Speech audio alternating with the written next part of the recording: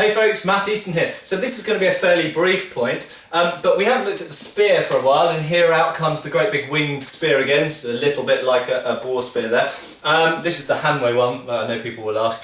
But a few interesting points came up because I've done some recent quarterstaff videos. People made the point about the quarterstaff being a good training weapon for spear and other polearms, halberd and bill and such like. And really the point I want to make is that my opinion, and I haven't thought about this hugely in depth, but my opinion, reading those posts, was that the quarterstaff is a good training weapon, especially for the pole weapons which can cut and thrust. Now this can kind of cut and thrust because, as you'll see, it has a long blade on it, somewhat like a partisan, and it has those wings, and you can hit with those wings, and of course you can hit with the cutting edge.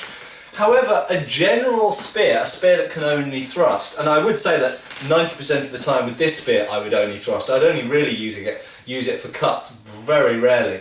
But one of the problems with using a quarterstaff and being accustomed to using a quarterstaff and then switching to a spear, and I have witnessed this myself in sparring, both in my club and in HEMA events and with other HEMA clubs, is that people who've done a lot of staff stuff, when they've got a spear, a bad habit that they tend to do is if their point's knocked aside, what they tend to do then is chamber up and hit with the spear.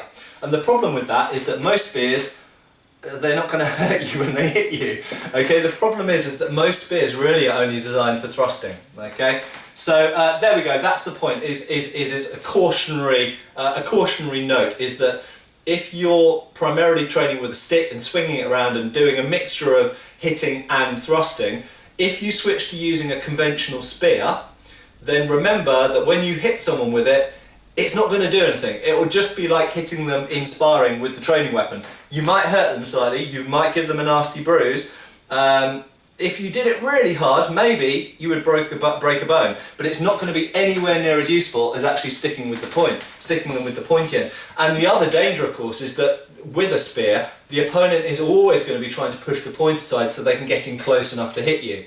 If you then forget that, and you've really got to, with a spear, your priority is always to get the point back online ASAP, okay? And that often means, if you just look from the side there, I'm moving the spear from here. If someone knocks my point offside, what I'm invariably or usually going to do, I could use the back end, but what I'm usually going to do against someone who's got something like a sword is retract it back to here so that I can stab them while I move backwards a little bit to get space to get my weapon out at length again.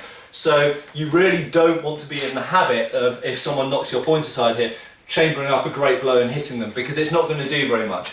You've really got to remember your point is your main weapon. And I would even argue with quarterstaff a lot of the time, your point should be your main priority.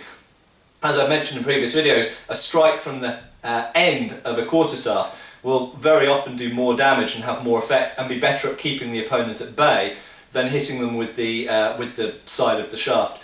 So there we go, guys. If you're training quarterstaff, remember to adapt your techniques and not take over bad habits into using a spear. A spear is a different thing and you must prioritise the point.